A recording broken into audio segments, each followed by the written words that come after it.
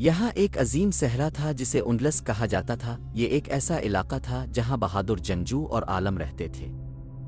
इस शहर का नाम कर्तबा था, जो अपनी बड़ी मस्जिदों और इल्म की दरसगाहों की वजह से मशहूर था। ये एक परसुकून जगह थी, मगर एक रात कुछ अजीब होने लगा। एक ताजिर तारिक, जो नायाब मसाले और रेशमी कपड़े बेचता था, खौफजदा होकर गलियों में दौड़ता हुआ एक बुजुर्ग आलम शेख अब्दुल करीम के घर पहुंचा। वो हाँफते हुए बोला, शेख, कुछ बहुत बुरा हो गया है।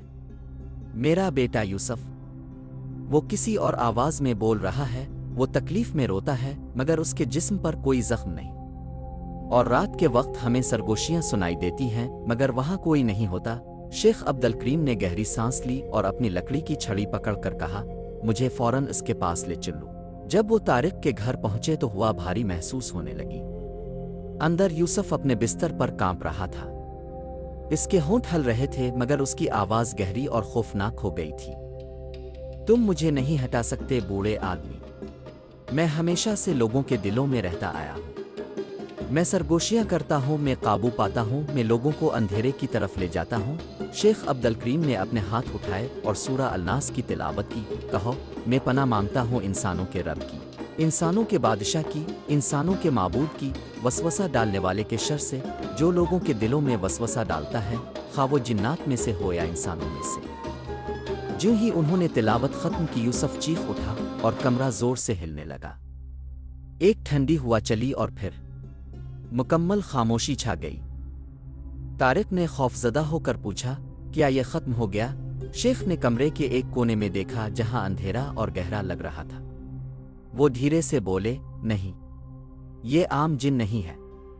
ये वो वसवसा डालने वाला जिन है जो सूरा अल-नास के नाजिल होने के बाद कमजोर पड़ गया था। ये वही जिन है जो लोगों को बुरे रास्तों पर ले जाता था, मगर जब अल्लाह ने ये आयत नाजिल की तो उसकी ताकत कमजोर हो गई। अब ये सिर्फ वहीं रह सकता है जहां अल्लाह का जिक्र ना हो। अचानक कमरे में एक खौफनाक गरज सुनाई दी। तुम मुझे कमजोर कर सकते हो, लेकिन मैं हमेशा के लिए खत्म नहीं हो सकता। मैं तब वापस आऊंगा जब लोग मुझे भूल जाएंगे। शेख मुस्कराए और बोले, अल्लाह सबसे बड़ा मुहाफिज है और हम नहीं भूलेंगे, क्योंकि हमारे नबी मोहम्मद सल्लल्लाहु अलैहि वसल्लम ने फरमाया, जो शख्स सुबह और शाम सूरा उल फलक और सूरा अल-नास 3 मरतबा पढ़े, इसे कोई नुकसान नहीं पहुंचेगा। शेख ने दोबारा सूरा अल-नास पढ़ी और इस बार वो साया जोर से चीखा और फिर हमेशा के लिए गायब हो गया। यूसुफ ने अपनी आंखें खोली। वो बिल्कुल ठीक था। वो आहिस्ता से बोला, मैं हल्का महसूस कर रहा हूँ। तारिक की आंखों में आंसू आ गए। अल्लाह आपको बरकत दे शेख। हम खुद को ऐसे शर से कैसे बचा सकते हैं? शेख मुस्करा कर बोले, हर सुबह और रात सूरा अल-नास पढ़ो। ये शैतान और हर छुपे हुए शर से हिफाजत करती है। अपने बच्चों को सिखाओ ताकि वो भी किसी अंधेरे से ना डरें। इस दिन के बाद कर्तबा के लोग रोजाना सूरा अल-नास पढ़ने लगे और उनके दिलों में छुपे हुए वसवसे खत्म हो गए। वसवसा डालने वाला जिन एक बार फिर शिकस्त खा चुका था और वो वहां चला गया जहां अल्लाह का नाम नहीं लिया जाता। लेकिन जो लोग अल्लाह की पनाह में आ गए, उन्हें फिर कभी खौफ महसूस नहीं हुआ।